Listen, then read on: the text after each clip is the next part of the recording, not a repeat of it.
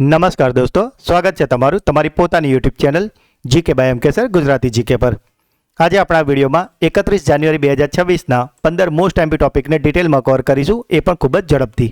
તો પૂરો વિડીયો બહુ ધ્યાનથી જોજો। લાસ્ટમાં તમારી ટેસ્ટ હશે જેના જવાબો તમારે કોમેન્ટમાં લખવાના છે।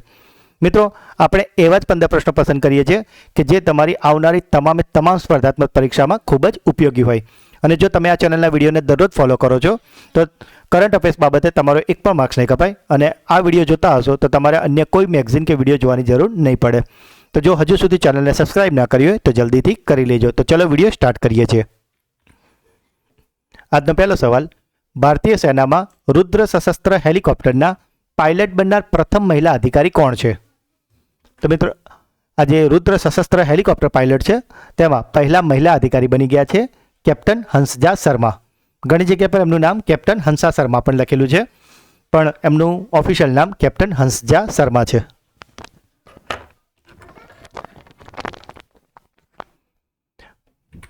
ડીએનએ સિક્વન્સનું વિશ્લેષણ કરવા અને મ્યુટેશન અસરોને સમજવા માટે આલ્ફા જીનોમ નામનું અદ્યતન એઆઈ મોડેલ કોણે લોન્ચ કર્યું છે? તો મિત્રો, આજે ડીએનએ સિક્વન્સનું વિશ્લેષણ કરવા માટે જે આલ્ફા જીનોમ નામનું એઆઈ મોડેલ છે તે બનાવ્યું છે ગૂગલે, અને એમાં પણ ગૂગલનું જે ડીપ માઇન્ડ છે ને એના દ્વારા આ બનાવવામાં આવ્યું છે।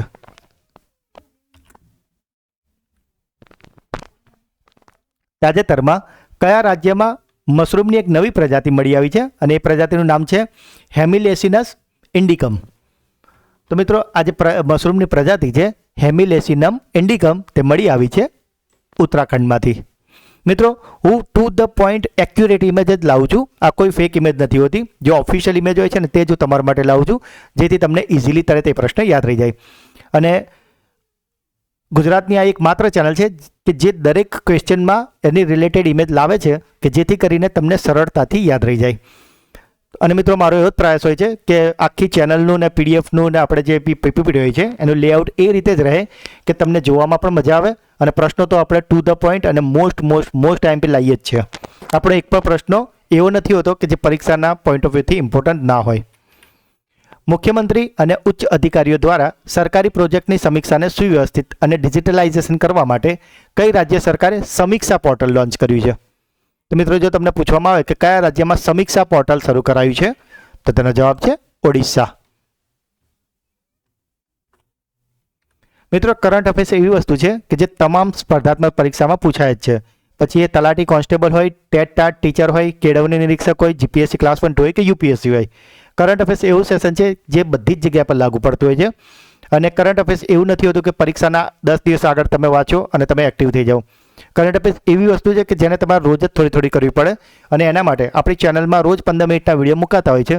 જો રોજ સવારે તમે ઉઠીને એ ચેનલના વિડીયો જોવાની આદત પાડી દેશો તો તમારે ડેલી તમે પોતાની જાતને અપડેટ કરતા રહેશો અને જેથી ફાઇનલમાં તમારે કોઈ એક સાથે લોડ નહીં આવે।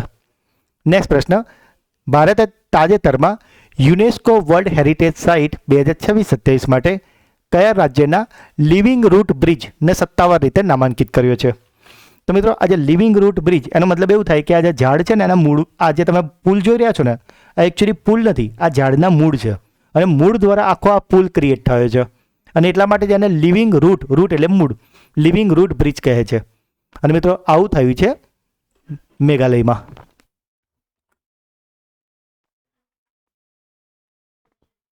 પથિક સોફ્ટવેર દ્વારા આધાર કાર્ડને એકીકૃત કરનાર દેશનું પ્રથમ પોલીસ દળ કયું બન્યું છે? તો મિત્રો, આજે પથિક નામનું એક સોફ્ટવેર છે કે જેમાં આધાર કાર્ડને જોડે ઇન્ટિગ્રેટ કરવામાં આવ્યું છે અને જેથી થશે શું કે જો કોઈ માણસ નકલી આધાર કાર્ડ લઈને ક્યાંક જશે, માન લો કે કોઈ હોટલમાં રોકાવા ગયું છે અને તેણે નકલી આધાર કાર્ડ કાં તો ફેક બનાવેલું આધાર કાર્ડ મૂકશે તો આ પથિક એપ્લિકેશનથી જેવું જે આધાર કાર્ડ સ્કેન થશે તરત એ ખ્યાલ આવી જશે કે આ ફરજી આધાર કાર્ડ છે। અને આવું આખા ભારતમાં પ્રથમવાર શરૂ કરનાર જે પોલીસ દળ છે તે છે આપણું અમદાવાદ પોલીસ, જે ખૂબ ગર્વની બાબત છે। અને આનું કારણ છે આધાર એકીકરણથી નકલી આઈડી કાર્ડના ઉપયોગને સંપૂર્ણપણે રોકવામાં આવશે। મિત્રો, જો હજુ સુધી વિડીયોને લાઇક ના કર્યો હોય તો પ્લીઝ અત્યારે જ કરી લેજો અને ચેનલને સબસ્ક્રાઇબ ના કરી હોય તો જરૂરથી કરી લેજો। તાજેતરમાં કયા રાજ્યના મુખ્યમંત્રીએ રાજ્યને ઉચ્ચ શિક્ષણ અને નવીનતાનું વૈશ્વિક કેન્દ્ર બનાવવા માટે નોલેજ સિટીનો શિલાન્યાસ કર્યો છે? તો મિત્રો, આ જે નોલેજ સિટી છે ને તે બનવાની છે તમિલનાડુમાં। કલા અને સાહિત્યના ક્ષેત્રમાં નોંધપાત્ર યોગદાન આપવા માટે ફ્રેન્ચ સરકાર દ્વારા તાજેતરમાં કોને નાઇટ ઓફ આર્ટ એન્ડ લેટર્સનું બિરુદ આપવામાં આવ્યું છે? મિત્રો આ જે છે ને તે ફ્રાન્સનું ખૂબ જ સર્વોચ્ચ સારું એક સન્માન ગણાતું છે અને તે કલા અને સાહિત્યના ક્ષેત્રમાં આપવામાં આવે છે અને આ અપાયું છે વિક્ટોરિયા બેકહામને. આપ ઇમેજમાં એમને એ એવોર્ડ આપતી વખતેનો ફોટો જોઈ શકો છો. આ છે વિક્ટોરિયા બેકહામ.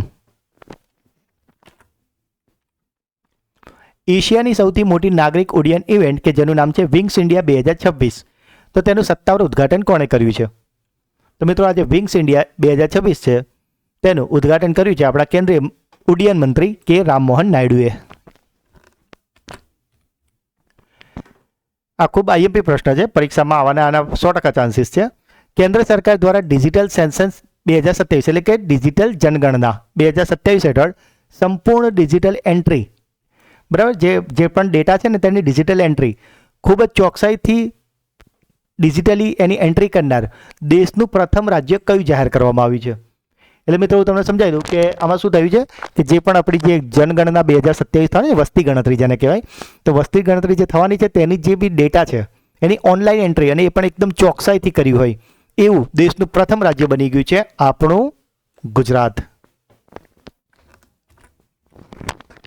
કયા રાજ્ય સરકારે વર્ષ 2026ને સત્તાવાર રીતે કૃષિ વર્ષ તરીકે જાહેર કર્યું છે? તો મિત્રો આજે કૃષિ વર્ષ તરીકે જાહેર કરનારું જે રાજ્ય છે એ છે મધ્યપ્રદેશ. કેન્દ્ર સરકાર દ્વારા સૂચિત સોલિડ વેસ્ટ મેનેજમેન્ટ સુધારા નિયમો 2026 દેશભરમાં સત્તાવાર રીતે ક્યારે અમલમાં આવશે? તો મિત્રો આજે સોલિડ વેસ્ટ મેનેજમેન્ટનો નિયમો છે તે આખા દેશમાં લાગુ થવાનો છે 1 એપ્રિલ 2026થી. હવે આમાં શું હોય છે એ તમને થોડું સમજાવી દઉં.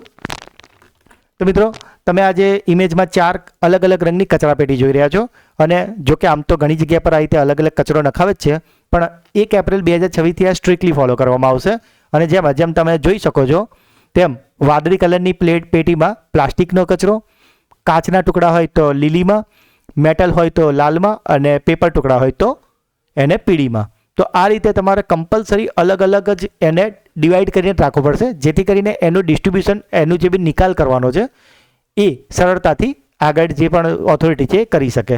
અત્યારે શું થાય છે, બધો કચરો ભેગો નખાય છે, પછી એમાં અમુક બાયોડિગ્રેડેબલ હોય અને અમુક નોન ડિગ્રેડેબલ હોય છે. માટે એના લીધે એનું જે નિકાલ કરવો ને એમાં ઘણી બધી સમસ્યા આવી રહી છે. માટે સરકાર આને સ્ટ્રિક્ટલી ફોલો કરાવવાની છે કે જેથી કરીને જે બાયોડિગ્રેડેબલ હોય કે જેનું જે જીવાણુ દ્વારા જેનું છે ને નિકાલ થઈ શકશે તો એને એ રીતે એનો નિકાલ કરશે અને જે વસ્તુના દરેકની જે લાગુ પડતું છે એ રીતે કચરાને નિકાલ કરવામાં એમને સરળતા રહેશે.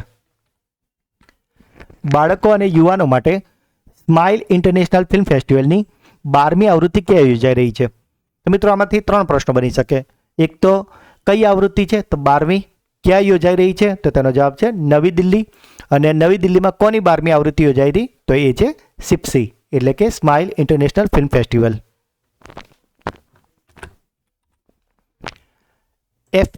PFRDA કોની અધ્યક્ષતામાં SAARG એટલે કે શાર્ક સમિતિની રચના કરી છે? તો મિત્રો આ જે શાર્ક સમિતિ છે તેની રચવાનું કારણ એ છે કે જે NPS છે તેનું મૂલ્યાંકન કરવાનું છે કે તેમાં શું કંઈ સુધારા વધારાની જરૂર છે કે નહીં, અને એના માટે જે સમિતિ બનાવી છે તેને અધ્યક્ષતા કરે છે નારાયણ રામચંદ્રનજીએ. વડાપ્રધાન નરેન્દ્ર મોદીએ જાન્યુઆરી 2026માં કયા રાજ્યમાં સત્તાવાર રીતે PM Svanidhi credit card launch કર્યું છે?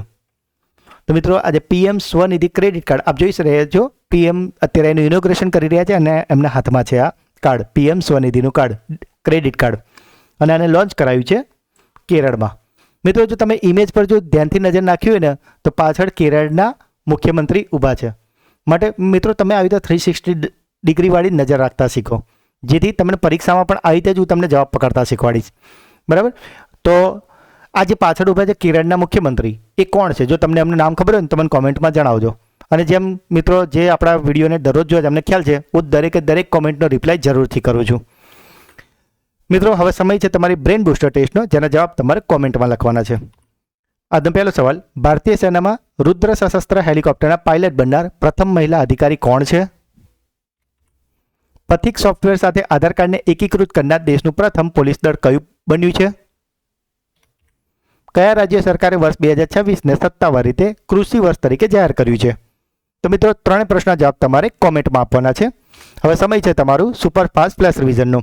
મિત્રો જે લોકો આ ચેનલના વિડીયોને દરરોજ જુએ છે ને એમના માટે આ વિડીયો ખૂબ જ મજાનો થઈ જાય, કારણ કે જે આજે 15 પ્રશ્નો શીખ્યા એનું બીજા દિવસ રિવિઝનમાં અમને ખૂબ જ મજા આવે છે.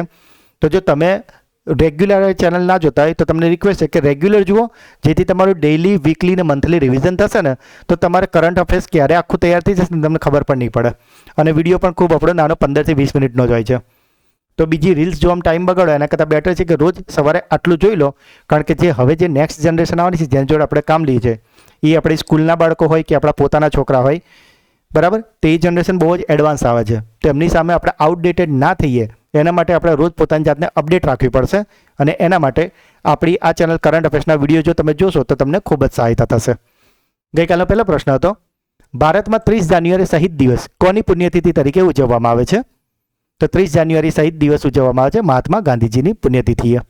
પ્રજાસત્તાક દિવસ 2026ની પરેડમાં પીપલ્સ ચોઇસ કેટેગરીનો એવોર્ડ કોને, કઈ રાજ્યની ઝાંખીને મળ્યો છે, એટલે કે કયા ટેબ્લોને મળ્યો છે? તો એ ટેબ્લો હતો આપણા ગુજરાતનો. અને આ સતત 4થા વર્ષ છે કે જ્યારે ગુજરાતે આ પીપલ્સ ચોઇસનો ખિતાબ જીત્યો છે. અને મિત્રો વાત કરીએ જ્યુરીની પૂછે તો જ્યુરીમાં બેસ્ટ ટેબ્લો જાહેર કરવામાં આવ્યો છે મહારાષ્ટ્રનો, અને એની થીમ હતી ગણેશોત્સવ. સંપૂર્ણ અભિયાન 2.0 કઈ સંસ્થા દ્વારા શરૂ કરવામાં આવ્યું છે? તો આને શરૂ કરાયું છે નીતિ આયોગ દ્વારા.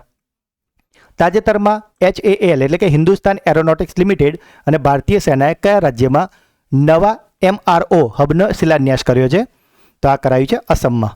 યુનેસ્કોએ તાજેતરમાં કયા દેશના વારસા અને શિક્ષણના રક્ષણ માટે $7,40,000 ની કટોકટીની સહાયતા પૂરી પાડી છે? તો આ પડાઈ છે વિયેતનામમાં. ભારત સરકાર દ્વારા અરિજીત સિંહને કયા વર્ષે પદ્મશ્રી આપવામાં આવ્યો છે? તો એમને અપાયા છે 2025માં. તાજેતરમાં કયા રાજ્યમાં 450 કરોડ રૂપિયાની માતાબારી ટુરિઝમ સર્કિટનો શિલાન્યાસ કરવામાં આવ્યો છે? તો આ સર્કિટ આવેલી છે ત્રિપુરામાં. વંદે માતરમ કોસ્ટલ સાયક્લોથોન 2026નું આયોજન કયા સુરક્ષા દળ દ્વારા કરવામાં આવી રહ્યું છે? તો તે છે કેન્દ્રીય ઔદ્યોગિક સુરક્ષા દળ. તાજેતરમાં લકુંડીમાં આવેલા નવપાષાણ કાળ સમયના પ્રાચીન અવશેષો કયા રાજ્યમાંથી મળી આવે છે? તો આ જે નવપાષાણ યુગ હતો તેના અવશેષો અત્યારે મળી આવે છે કર્ણાટકમાંથી.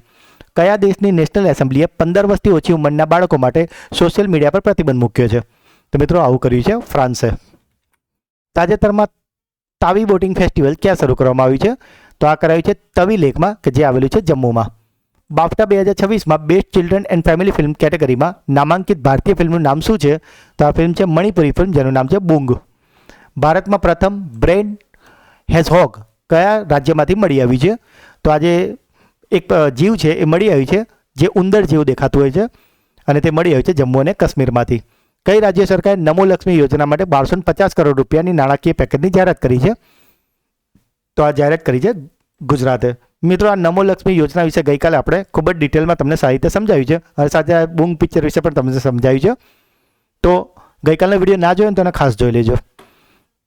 બેસિલસ સબટિલિસ ને રાજ્ય સૂક્ષ્મ જીવ તરીકે જાહેર કરનાર ભારતનું પ્રથમ રાજ્ય કયું છે? તો તે બન્યું છે કેરળ. તો મિત્રો આ હતા ગઈકાલના 15 પ્રશ્નો કે જેનું અત્યારે તો આપણે ખૂબ જ ફટાફટ રિવિઝન કર્યું છે, પણ ગઈકાલના વિડીયોમાં આપણે એને ડિટેલમાં એક્સ્ટ્રા માહિતી સાથે અને ઇમેજ સાથે સમજાવે છે. તો જો તમે તે વિડીયો ના જોયો તો એને ખાસ જોઈ લેજો. અને આપણે રિક્વેસ્ટ છે કે આપ દરરોજના વિડીયો દરરોજ જોવાની ટેવ રાખો, જેથી કરીને આપ રેગ્યુલર ડે ટુ ડે પોતાની જાતને અપડેટ રાખી શકો. અને તમે આપણી ચેનલના વિડીયોને દરરોજ જોશો તો તમે કોઈ પણ પરીક્ષાની તૈયારી કરતા હશો એમાં તમે 100% સફળ થશો. સાથે જ મિત્રો જે મદદનીશ કેળવણી નિરીક્ષકની તે જાહેરાત આવી છે, અને જે મિત્રો ટેટ ટાટની તૈયારી કરી રહ્યા છે તે લોકો માટે શિક્ષણના જે ટોપિક છે તો એના માટે આપણે જે શિક્ષણની સિરીઝ ચાલી રહી છે તેના 3 લેક્ચર ઓલરેડી આવી ગયા છે, નીતિ આયોગ, NEP 2020 અને NCF 2005. તો તેના વિડીયો આપણી ચેનલ પર આવી ગયા છે, તો જો તમે તે ના જોયા હોય તો તેને જરૂરથી જોઈ લેજો. જો મિત્રો તમને આ વિડીયો ગમ્યો હોય તો તેને લાઇક કરજો.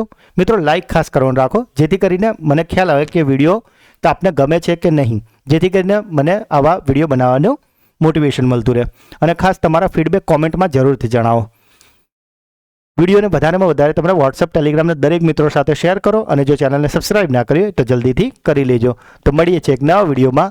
ત્યાં સુધી ભણતા રહો, આગળ વધતા રહો. જય હિન્દ, જય ભારત, જય ગુજરાત.